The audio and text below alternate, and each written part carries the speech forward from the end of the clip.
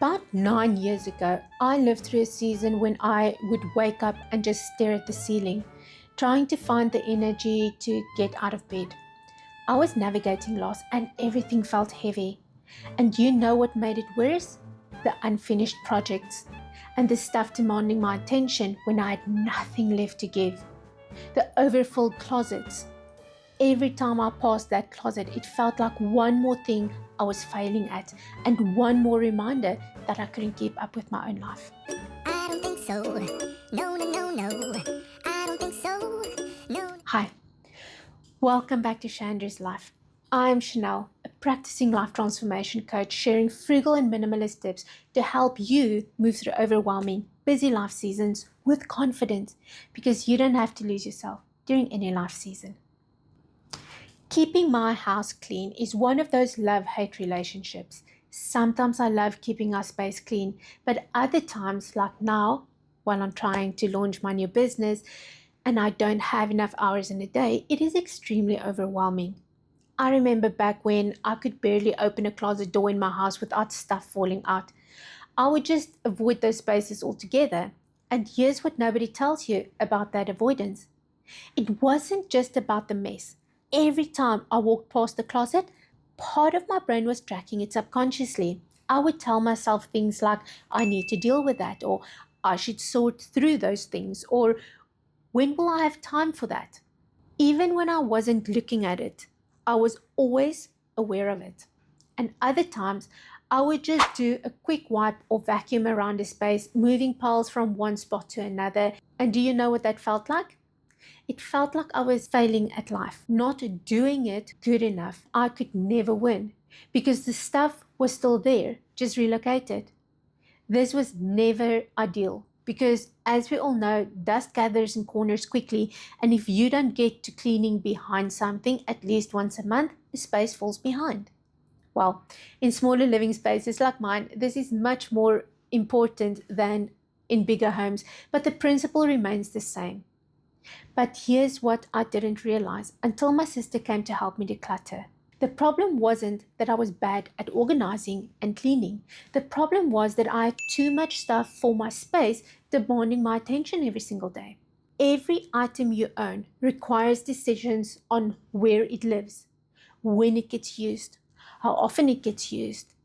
Is it accessible? Can I get to it quickly when I need it? The mental load is invisible but very real. Think about your morning routine. How many times do you move something just to get to the thing you actually need? How many drawers do you open before finding what you're looking for? And how many times do you think, I should deal with that pile before even having your morning coffee? Whether you're working full-time and single parenting, managing a business and a household, or navigating grief while trying to keep everything together, you don't have extra mental energy to spare because none of us do. So the short answer will always be that to own less stuff will leave you with more capacity for what actually matters in your life, like taking care of family or cooking delicious homemade snacks instead of store-bought ones.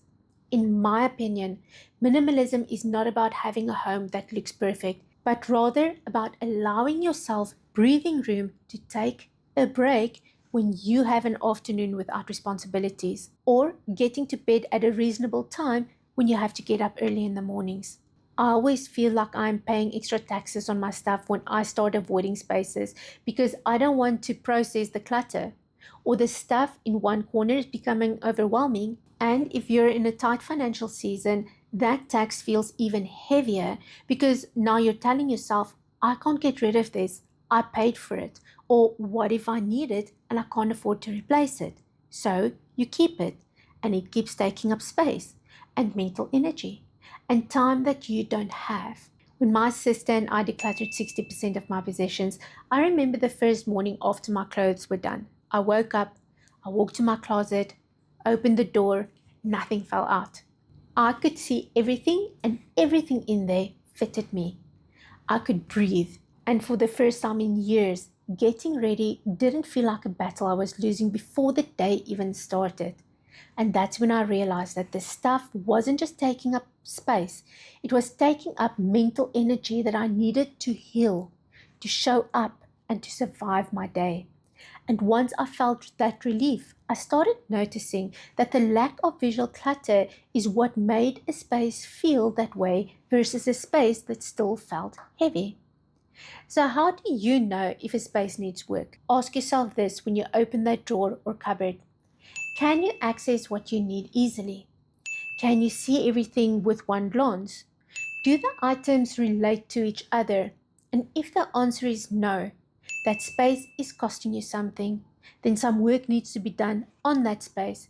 Because every time you open that drawer and can't find what you need or have to move three things to get to one thing, that's stress that you are choosing to keep.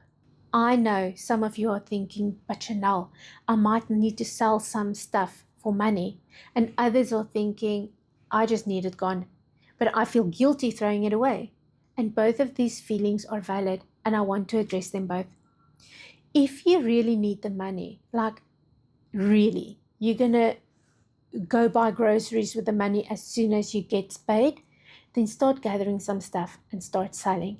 But know that this will take a lot of time and you will most possibly get far less for an item than what you think it is worth. And in most cases, if we are really strapped for money, we are also strapped for time. So think this one through carefully. But if you can make a buck and eat that week, then do it. The other scenario is that the money could be tight, but you can afford to just donate the items. Then give yourself permission to donate the items or even trash them if donating is going to require you to make additional trips to shops that you cannot fit into your already busy schedule. But the good news is that you can start small. One corner, one table, or one kitchen counter at a time. If a surface is cleared of everything on it, then it is much easier to wipe, keep clean, and cook food for your family. Now here's the trick. When you tackle a space, let's envision a kitchen counter, for example, don't try to just tidy it and don't just go put the stuff on other piles of stuff. Make the effort. Clear out the space, donate, toss, and rehome what is there. What remains should be something that you use daily. Because here's what I learned. Every item you release is a decision you no longer have to make. Every surface you clear is mental space you get back, and every drawer you can actually use is time saved when you're already running late. So by making these hard decisions one at a time, every single day should leave you with a decluttered space before you even know it. It's not always easy, but I can promise you that it is always worth it. And if you're standing in your overwhelmed space right now thinking it feels impossible, I know because I've been there. I've spoken about the garage where we couldn't walk and the season where opening a closet meant stuff fell on me. This is what you can do today.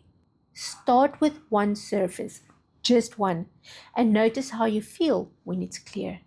That feeling, that is what we're chasing. We're not chasing perfection. We are just chasing peace. Let that sink in. We are not chasing perfection. We are chasing peace. So guys, until next time, enjoy living life. Bye. I don't think so.